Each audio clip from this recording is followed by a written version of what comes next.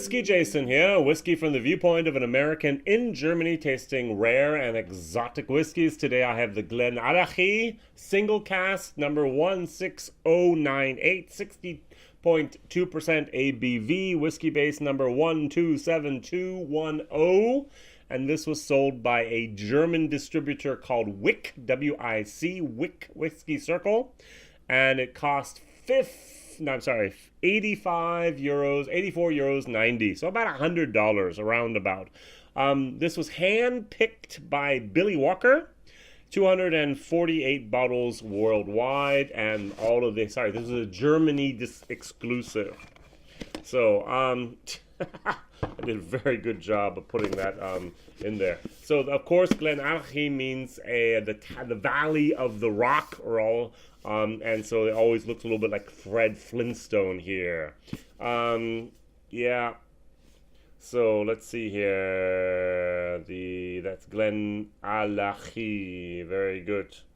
So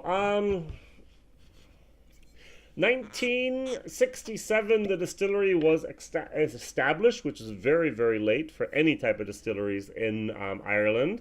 Maybe one of the last, not the last, but maybe one of the last to be actually built. McKinley McPherson Limited, that was a subsidiary of Scottish and Newcastle Breweries Limited, actually founded this, and William Demeen Evans was the architect.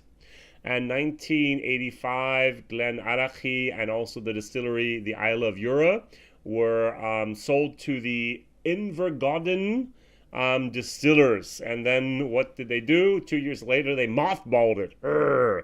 So in 1987, GlenAllachie was actually closed for 2 years.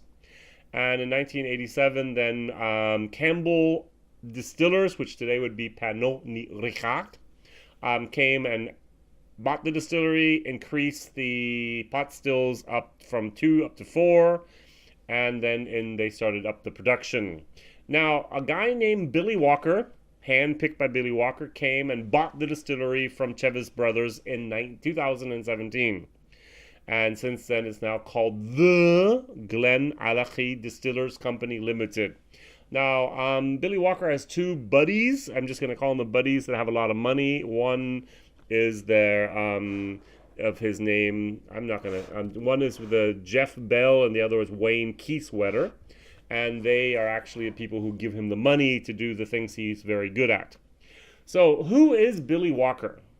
Billy Walker was born in Dumbarton in the UK, and he got his chemical degree, or his degree in chemistry, from the Glasgow University. He had a stint at Ballantyne's as well as Inverhouse Distillers, and then he actually came to his fame at Burn Stewart's, which where he was the operating the operating director. Now, Billy Walker, for some reason, decided to leave Burn Stewart back then, and he said, I want a bigger challenge, I want to do something better, and he actually bought the Ben Riach distillery. From whom? The same people he bought the GlenAllachie distillery from, Chevis Brothers. And in 2003, he actually renovated, restored, and started making Ben Riach the thing of glory it is now today. Basically, a year and a half after Ben Riach was finished, he said, well, let's go on, let's buy GlenDronach. And that's what he did. He bought GlenDronach, also put that up on its feet and made sure that everything was working out just fine. And then a few years later, in 2013, he bought Glenglassaugh. Glenglassaugh had a nice little gap of 22 years in between where they were closed. And also there have some beautiful, beautiful, beautiful old stock there. And the new stuff is, I don't really know. I haven't tried it enough to actually give a good opinion about it. And so what he had is he had 3 distilleries. He had Ben Riach, GlenDronach, and also Glenglassaugh. And Brown Forman said, hey, you want to sell? And Billy Walker and his partner said, well, what's the price? And they said 281 million pounds. They were like, okay. And so Billy Walker, basically a guy over 70, sat back and said, well, what am I going to do? Let's buy a new distillery. And he called up his old partners there, the guys, Chevis brothers, and said, "Can I buy the GlenAllachie?"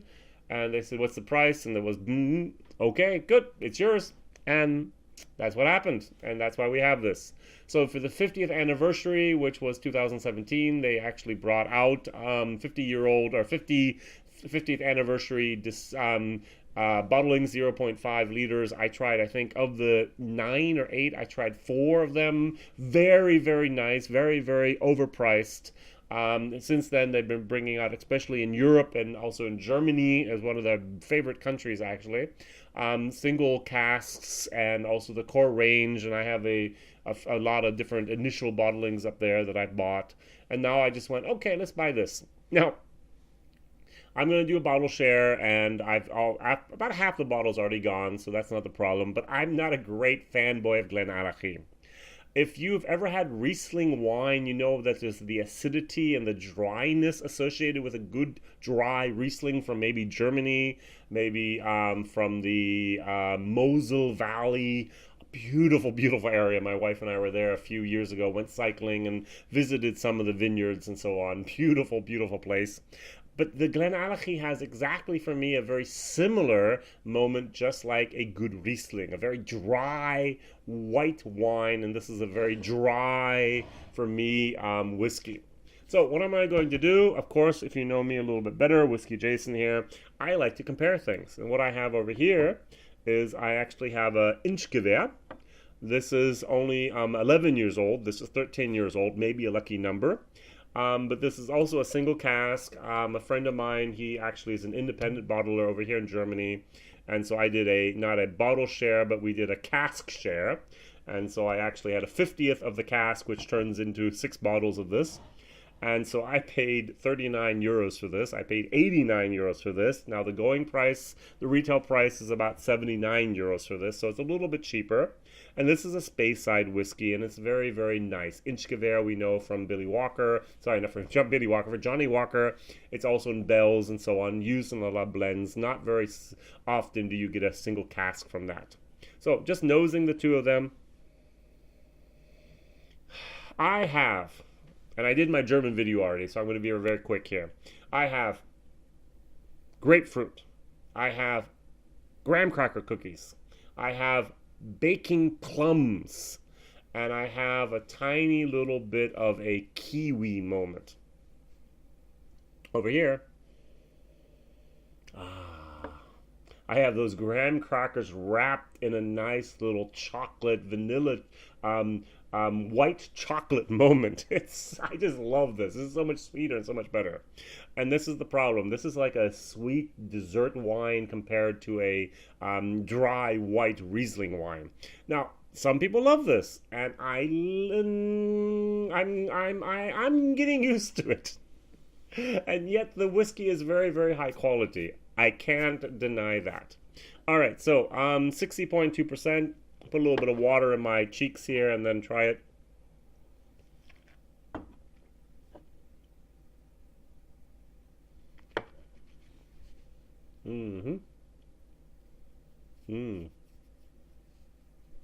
The good thing about GlenAllachie, in my opinion, is this was an ex-bourbon cask. Look at the colors. So you can see the color here, you can see the color here. Both of them are ex-bourbon casks. This probably was a first fill ex-bourbon cask. This might have been third fill bourbon cask. I don't know. But this is very sweet. This has a lot of character, has a lot of depth, has a lot going on there. And what really impresses me is the nose and the palate actually just intertwine. There are no surprises here. I get exactly the same thing I got on the nose. I get my grapefruit. I get my graham cracker cookies. I get my baking plums. I get a little bit of that kiwi in there, and it's just all intertwinkled and very, very nice and very good. And this is a B minus whiskey for me. So I do like to take it down. 60.2% for a Scotch is a little bit much. I mean, maybe a bourbon and cask strength. I don't know. Let's go for a Booker's or a Elijah Craig and so on might be good. But now I get a little bit more of the peach, and the Mirabelle was what I also got into my German film. And Mirabelle is a very, very type of small, more or less a mixture between a apricot and a plum. It's a little bit of a mixture there. And this is what I'm getting. And for us, our single cask are basically what you get in the States if you're watching from the States with the store pick. Store picks go to a distillery, pick one barrel, fill it up, and so on.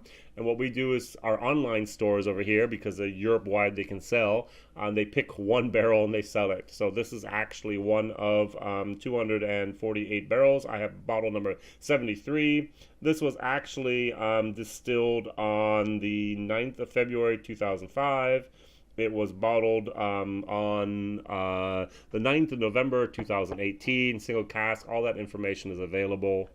85 euros is a little bit too pricey for me, in my personal opinion.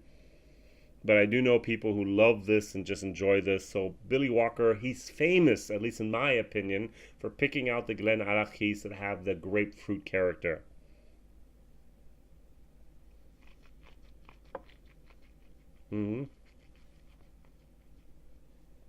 There's just so much astringency. It's almost as if it's pulling out a little bit of my soul every time I take a drink. And contrary dazu, the Inchgewehr from the space side.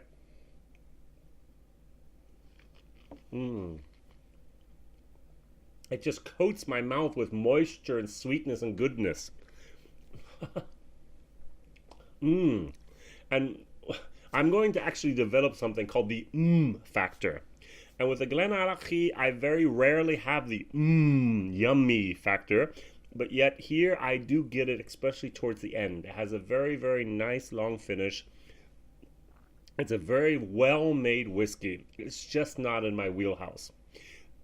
In spite of all that, it gets a B-. Value for money is a C-. I think 55 euros, almost $100, a little bit steep for this, but as I said, it was 248 bottles. The bottles were sold out within 48 hours on WhiskyJason.de, DE for Deutschland, which is Germany, vic.de.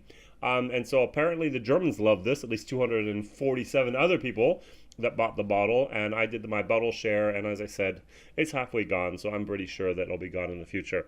So, my question of the day is, which of the distilleries do you like best? Is it the new GlenAllachie? Is it the Ben Riach? Is it the GlenDronach? I like how I can do the or is it the GlenAllachie? GlenAllachie.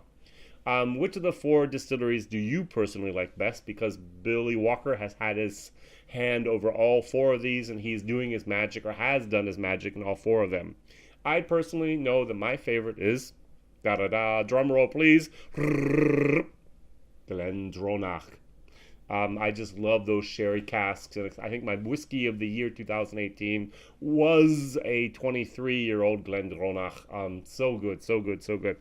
All right, Mondays, Wednesdays, and Fridays, my videos are published. Whiskey Jason here, whiskey from the viewpoint of an American in Germany. Please subscribe, please tell others, and be so nice. Give us a thumb up. Bye-bye.